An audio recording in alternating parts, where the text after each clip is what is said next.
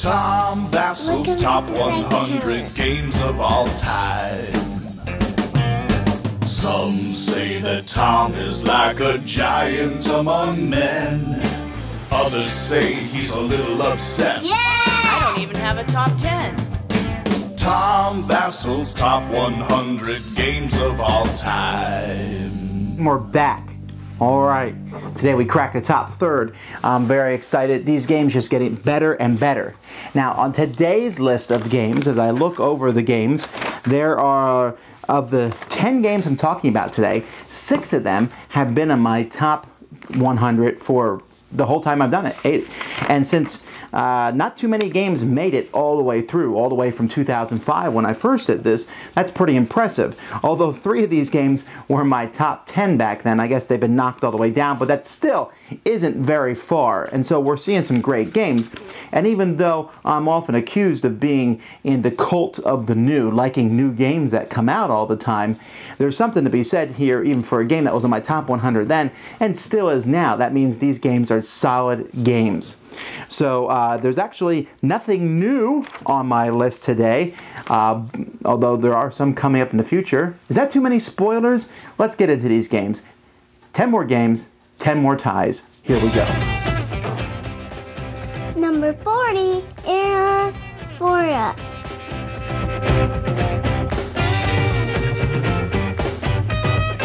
Airlines Europe is the game that for me has replaced both Acquire and Union Pacific on my list. Now definitely it's replaced Union Pacific because it's basically just a reworking of that game. Airlines Europe has stayed pretty steady on my list. Last year was at 43 to 40.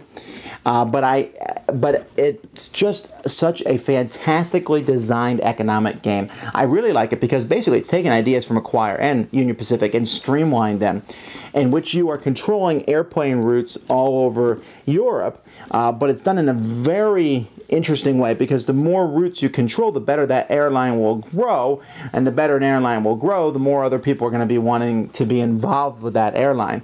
And maybe you can jointly with someone else make it grow, but you still want to have majority in it. So it's very, I want to have majority in as many different stocks as I possibly can, but then I want to see those stocks grow. Add in some really good production, and this is really one of the nicest games I think that Rio Grande has produced production-wise, and so I'm really excited to play this. I will play this often. I'm glad to have it in my collection. Airlines Europe. Number 39, Small World.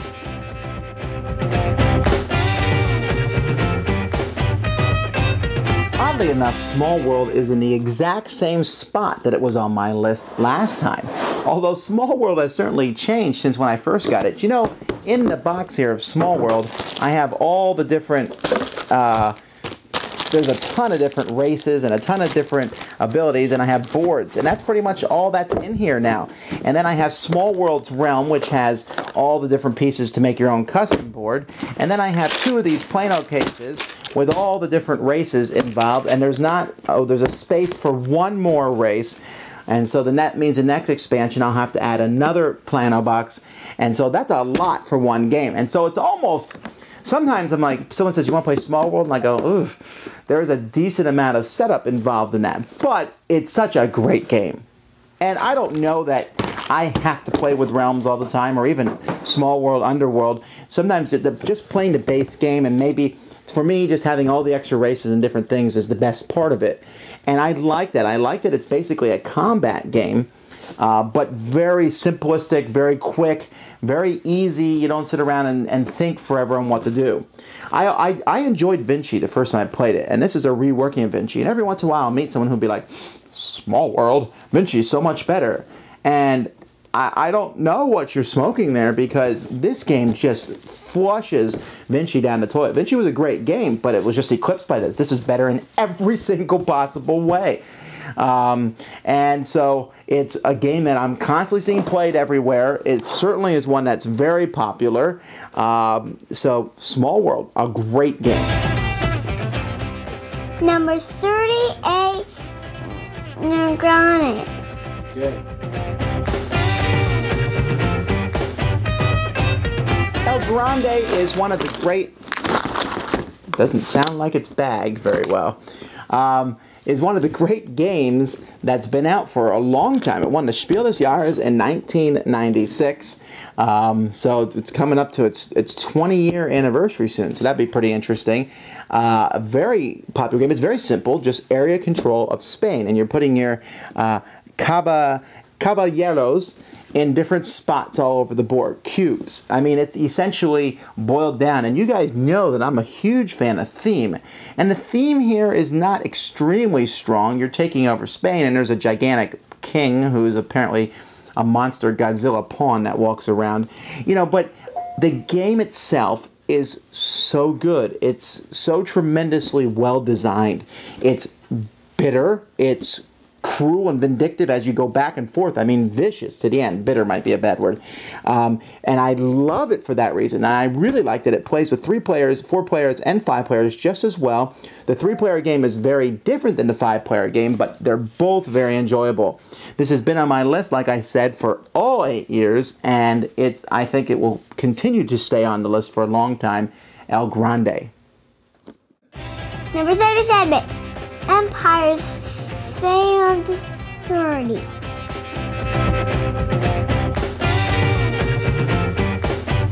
Age of Empires 3, which is also known as Empire's Age of Discovery. The game is a huge game, probably in too big of a box though, although it's very heavy because it's full of tons of plastic pieces. I very much enjoy this game. I like the fact that there's expansion just came out last year, the Builder expansion, which added a little to the game, but a ton of variety. I already thought the game was great, already enjoyed it, but it was very easy for it to stay on my list. Age of Empires is a worker placement game that has, unlike El Grande, a very strong theme. As you send your workers to colonize the new world from whatever country that you're representing.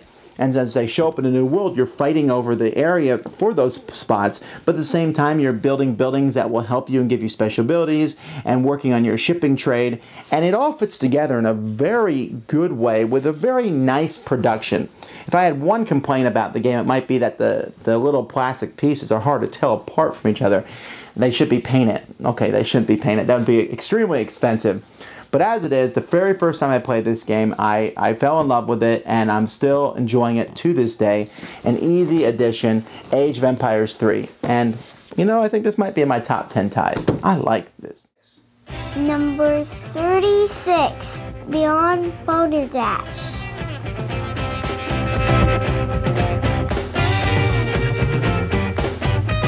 Another game that's been on my list for a very long time, and that's Beyond Balderdash. Now, Beyond Balderdash, this is all I actually keep of the game because I just like the cards that come in the game. But I like the whole idea of Balderdash. The whole idea of Balderdash is for me to give you a word here, Beothuk.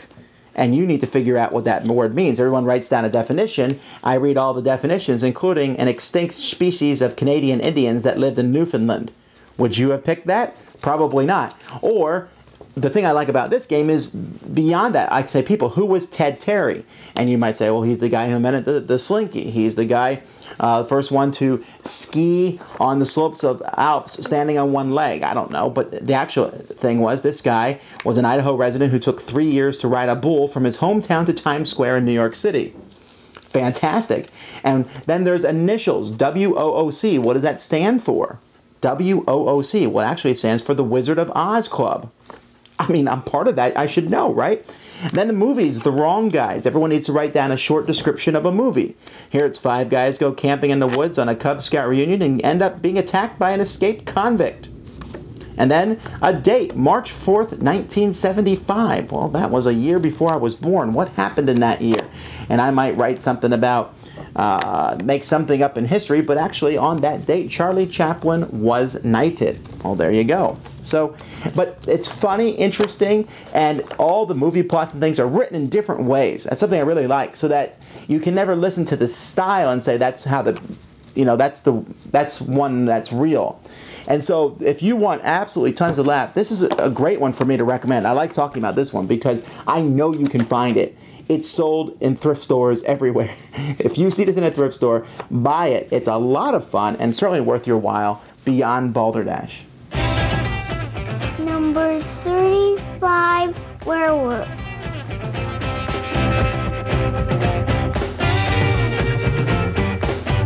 And yet another party game. You say, Vasel, how many party games do you have? Well, I believe there's only 2 more left on my list after this, and there's still 34 more games. So fret not. But Werewolf is a great game. It was also on my daughter's list, and I'm really surprised it didn't make the top 100 of people's choice.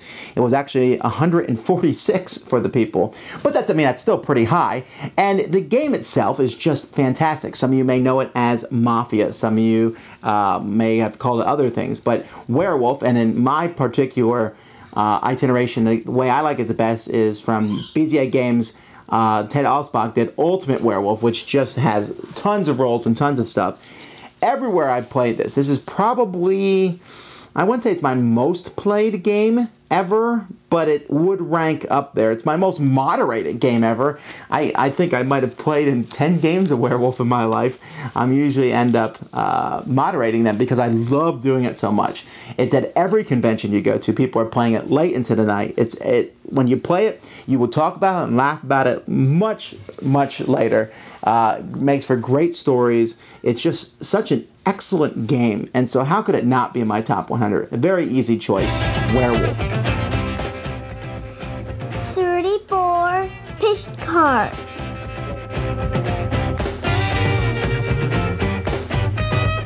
I feel like my tie should be bouncing here. They should make an automatic bouncing tie that plays the tune, The Wonderful Thing About Tiggers. And they would play Pitch Car, Carabande, Tiggers would.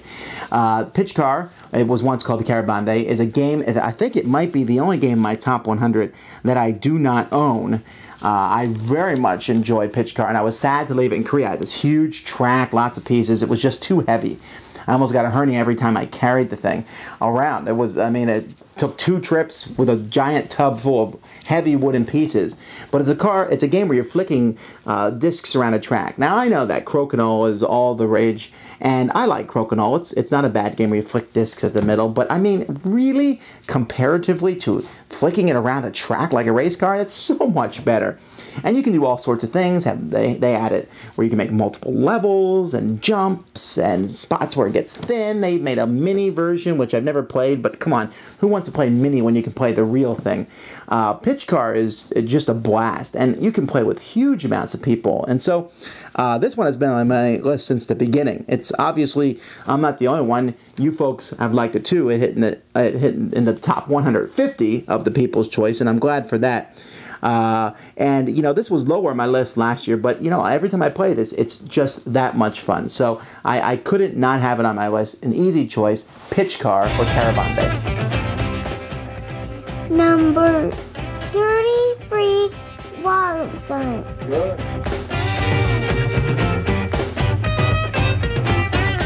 Wallenstein is really a fantastic game. Although, seriously, look at this cover. Here is this guy. His troops are going into battle. There's a town burning in the background, and he's taking the time to pose for a very serious picture. He obviously knows that Eurogamers are going to love that later on. But do not let the serious face fool you. Wallenstein is one of the best. Again, I'm going to keep saying this in my next entry too. This has been a game that's been on the list for 8 years, and for good reason. It debuted at number 5 because I liked it that much. And every time I play it, it's that much. It's an area control game like El Grande, but I like it better because it has the cube tower. Really, that cube tower is just fantastic. Yes, you could probably use dice to do combat, and it would probably come out to be the same odds, but dropping cubes and a tower is just so fascinating and neat. But that's not the only part of the game. The part of the game that's just fantastic is that you put orders down for all your different provinces, and those orders might come up in random ways as you see you see the way that the orders will likely come up.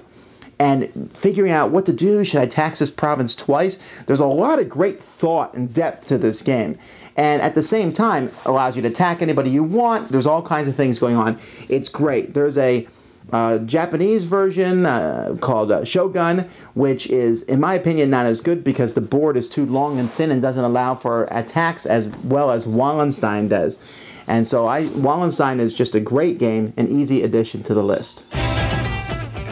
Number 32, Twilight and Fearing Spree.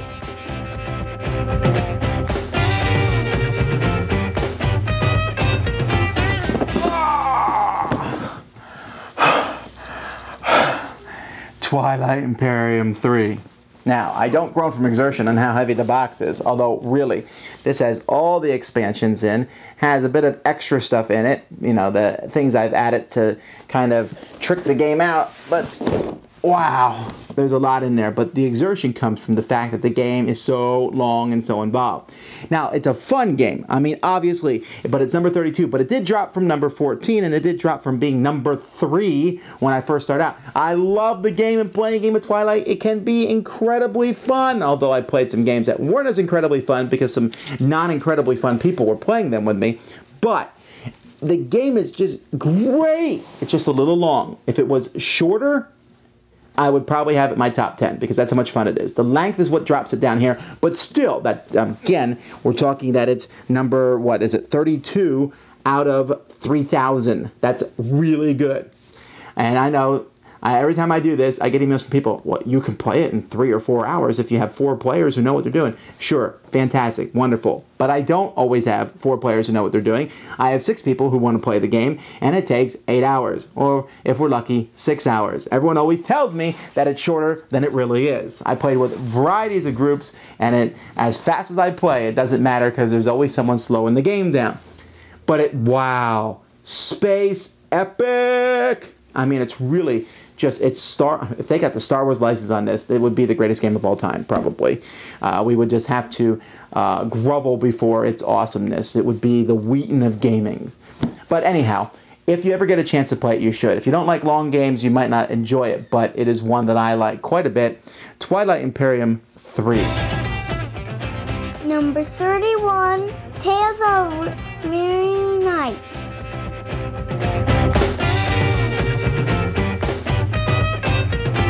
Tales of Arabian Nights, a storytelling game in a heavy box. In fact, of all the top 10s I've done so far, this has most definitely been the heaviest, with Wallenstein, Twilight, Tales of Arabian Nights, Age of Empires 3, El Grande, Small World. Woo! Some heavy, I mean physically heavy games. But Tales of Arabian Nights is such a fantastic game. It tells a story. There's a new game out, Agents of Smersh, which is very similar to it, and I've heard tale that more games will come out. I wouldn't mind if this was one of those genres that exploded and we saw tons of games out. But Tales of Arabian Nights is a good game because it has such a well-crafted story behind it that really sucks you in, and the results of the story can be absolutely hilarious and fun. Now, I'll be the first to stand up and say that the mechanics in Tales of Arabian Nights are secondary. It doesn't really matter. The game itself is kind of a sideline to the actual great part of it, the story. But you know what? When I'm having so much fun playing this, I don't sit around and go, you know, this mechanics aren't so good, so how can I qualify this as a game? No. Here's how I qualify if it should be in my top 100 list. Is it fun? And Tales of Arabian Nights is fun and delivers in spades. If you've ever enjoyed those stories of Aladdin and Sinbad and all that, it's all in this game and more, so definitely one that you should check out. Well, that's it, folks. We made it through 10 more games. We're getting really close. Next Tuesday and Friday, we'll be going to the next 20. And then the week after that, we'll hit the top 10 and we'll be done. And then it'll be time for me to start making Christmas lists for y'all. But you know what, folks? I have so much fun reading these lists, and I love when you come on here and tell me how crazily wrong I am about them. That's perfectly fine. We all like different games, but these are the ones that I love, and I love telling you about them. Next week, or next time when I talk, I actually have a couple games that have never been in the top 100 before. What games are they? Well, come back next week and see. Until then, I'm Tom Vasel, and you've been watching The Dice Tower. Some say that Tom is like a giant among men. Others say he's a little obsessed. I don't even have a top 10. Tom Vasel's top 100 games of all time.